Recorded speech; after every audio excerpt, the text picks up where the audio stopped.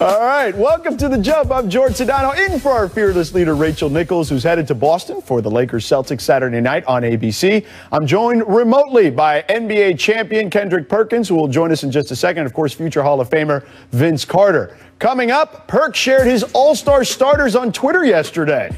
Vince is going to tell us if he buys what Kendrick is selling, with his all-star picks. But first, we begin today's show with my hometown Miami Heat, and it has not gone well for Eric Spoelstra's squad. Miami blew an 18-point lead last night to the Clippers, who didn't have Paul George and Kawhi. This all in front of the fans, who were sniffed by dogs that we mentioned earlier.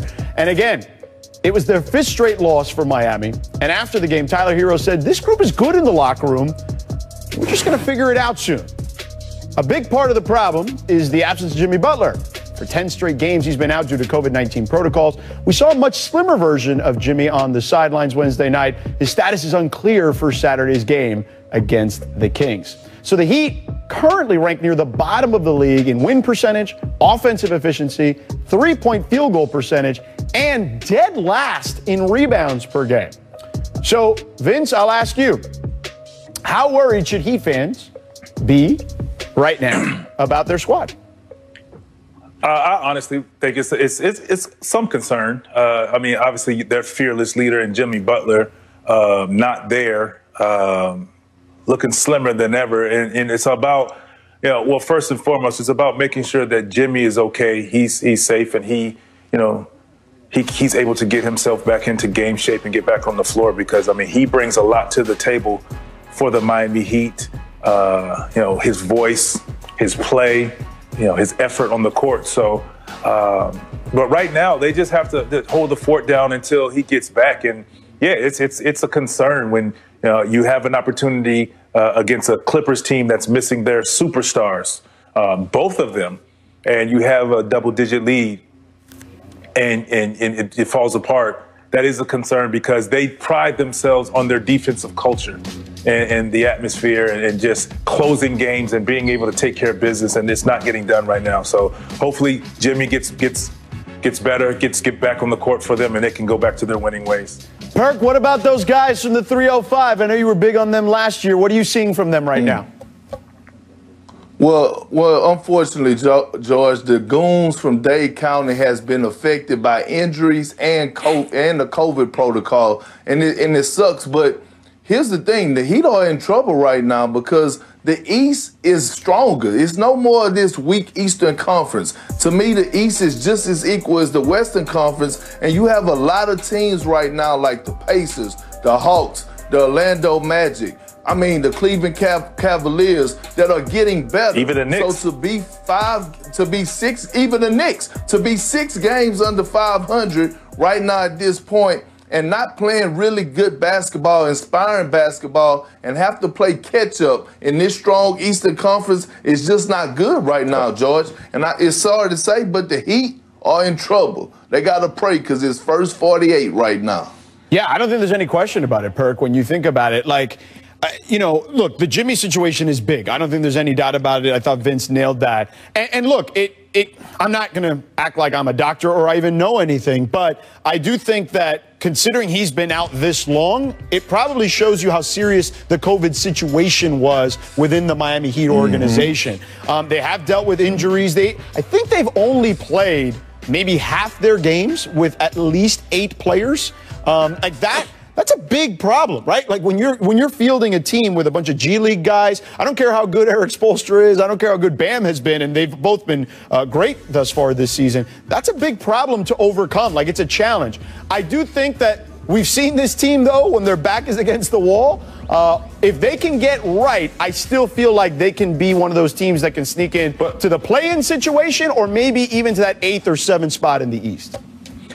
But George, like you said, like Perk said, rather, you get too far down the line, it's going to be almost virtually impossible to get yourself back into contention, to get into the play-in game, because I think you said 6 games under 500. Well, you keep pummeling down there. After a while, it's even when Jimmy gets back, because he still has to get in game shape. Right. He has to get back into that high level basketball shape that he's capable of being in, it could be too late. All right, let's move on here. The NBA All-Star voting started earlier this week. Perk, you shared your All-Star starters for each conference on Twitter yesterday. Hashtag carry on.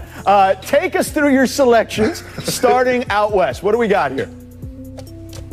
Well, first of all, you got LeBron James, right? I mean, think about it. He's playing at an extremely high level, at an MVP type level, so that was a no-brainer. You look at Stephen Curry, a guy that probably if he wasn't playing with the Warriors, they probably would not have won the game this season. So almost averaging 30 points a game. Look at what Dame Lillard is doing, being the Dame Dollar that we know, putting up almost 30 points a night. And then you talk about Big Jokic, the Joker. His number speaks for himself. Jamal Murray hasn't been playing up to par like we expected him to play. We thought he was going to take a tremendous leap this year after what we saw in the bubble, and he hasn't. So Jokic has been carrying this Denver Nugget team, and I would never question a great Greg Popovich again. When he make a comparison like he did saying that Jokic is the new Larry Bird, I believe him, okay? And then Paul George. I know everybody want to talk about Kawhi Leonard, and rightfully so, but Paul George is having one of the best seasons of his career. Yeah. He's shooting 50, 49, 50, 48 from the three, and 90 from the line, to some ridiculous stat number like that. And he's playing some inspiring basketball. And guess what? He took a lot of heat in the bubble. He took a lot of heat this offseason. He said that people were going to pay on the All the Smoke podcast, and he's showing up. So not only is he talking the talk, but he's walking the walk. And that's how I selected my All-Star starters in the Western Conference. Do you and Vince got a problem with it, George? Okay, let's go with Vince first. Vince, what do you think about Perk's selections? I like the selection. There's only one person that is kind of question, if you would, and it's Paul George, and everything you say is 1,000% correct.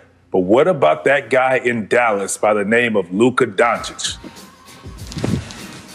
He's almost having a triple-double, doing what he needs to do. And I just feel like he is playing great basketball, and he's improving and getting better as well. Right. He's played more games and has a better average as well. But, it's one of those things, it's just, either you like this way or you like it that way. I just think Luka Doncic is playing at an all-star level. Yes, he was already in the running for MVP coming into the season, and he's living up to it. He's playing some great basketball as well.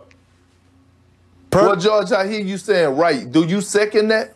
Well, no, I think that Luka is in the conversation. I probably wouldn't put him over any of those guys that you have at the moment.